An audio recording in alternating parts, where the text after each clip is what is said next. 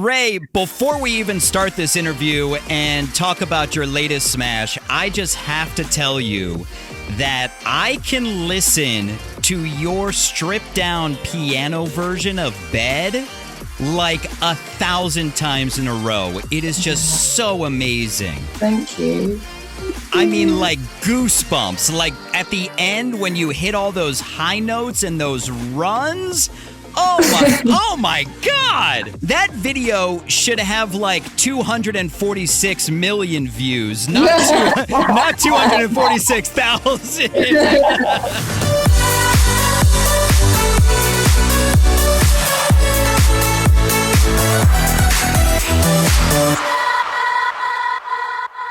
Raye, welcome to America's Dance 30 for the first time. Hello. Thanks for having me. Now, I know that you've been through some tumultuous times lately and in the past 7 years, but congratulations on everything you have been able to do and all the smashes that you have had. Thank you so much. Hard work, determination. Do you know what I mean? You just got to keep going. You can't let it knock you down.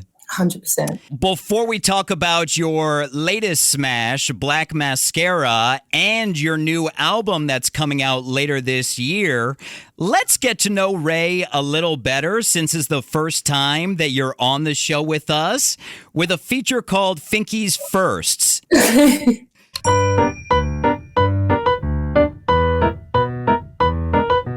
So, of course, Raye isn't your real name, but do you remember the first person and when you first decided to go by Raye? Yes, I was maybe about 13. I was about to change schools to a school called the Brit School. It's an amazing music school in London.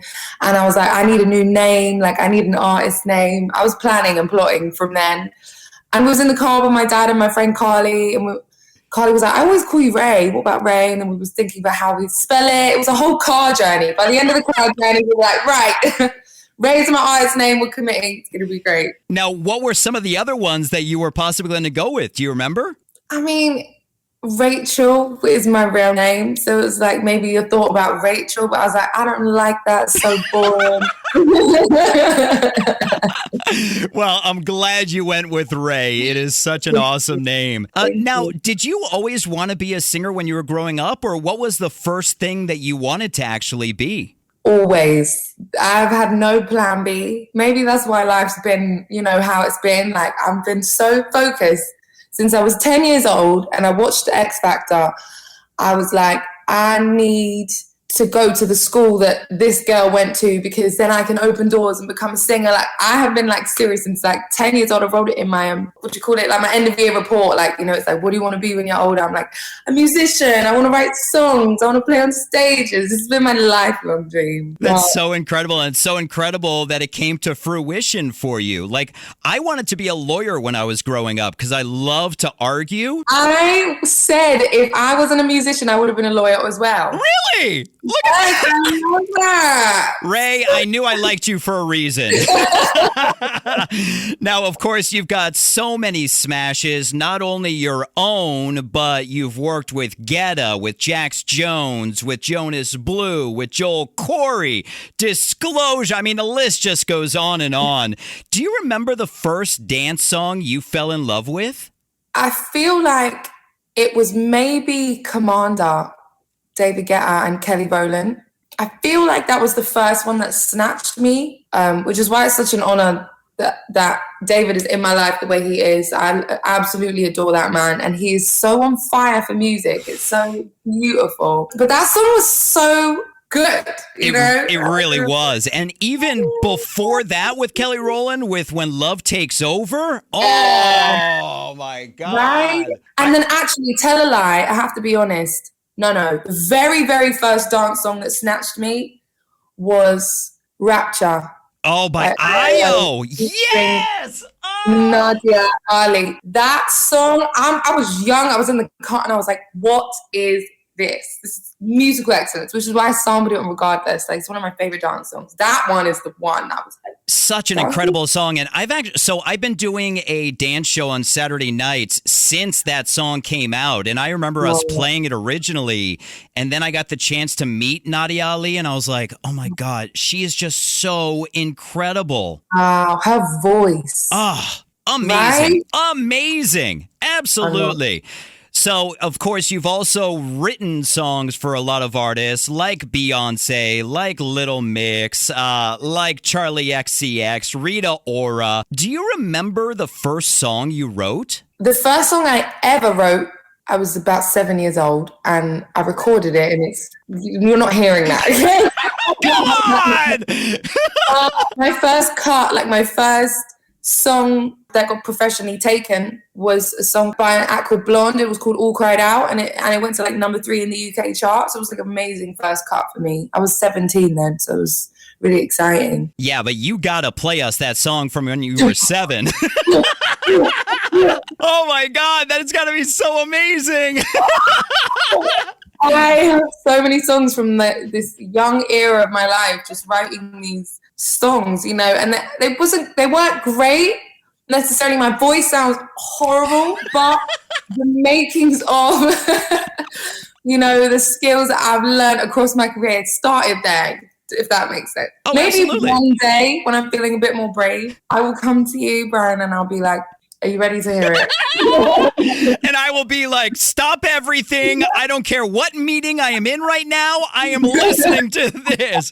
Now, I don't know if you're the same way, but so when I was younger, I used to put headphones on, and for some reason I would sing into a mic, like listening to music. And I found one of those tapes, like when I was an adult, and I listened to it, and it literally brought tears to my eyes.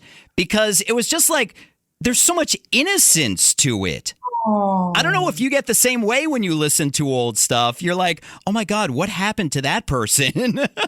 No, but do you know what? It all starts with a dream, you know? You know, I've really been reflecting on life recently, how beautiful it is and how lucky we are to even be doing what we love, you know? That Absolutely. in a very baseline is just, I'm so blessed for that. I will never, you know, just a little deep moment, but yeah. I love it. I absolutely love it. Now, of course, you have performed all over the world. Do you remember the first time you ever performed? I'm asking the tough ones here, aren't I? Yeah, I'm like, wow.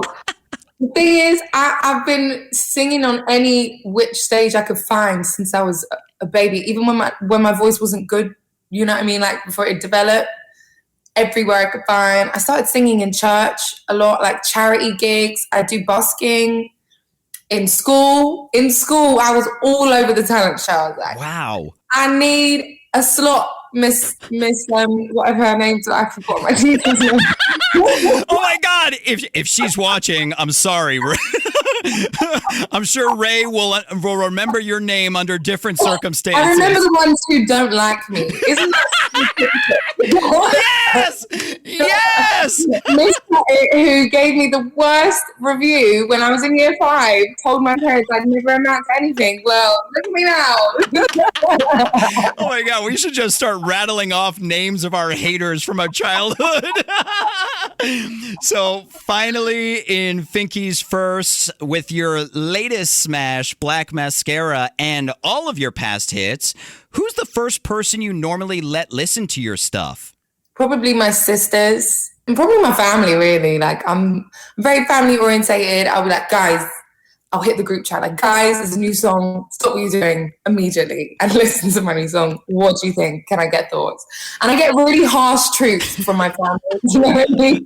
It is not good. I will know. You know what I'm saying? Are there ever times where they don't like a song or don't think it's necessarily your best, but you still go on with it anyways? Sometimes there are times, you know, but I have to tell myself music is objective. You know, it's not facts. It's not 1 + 1 = 2. Like, it's feelings, and something I adore and admire. You might be like, what is this noise? You know, it's all perspectives. So you've got to, you know, choose when to listen and then when to trash your cut. right? Right. And don't listen to the family. Let's talk something I adore. Your latest smash, Black Mascara. It's got one of the coolest vocal transitions that I've ever heard in a song when you go from what you done to me to you're done to me. And the scale of it is so incredible. How was the song born? Thank you, by the way.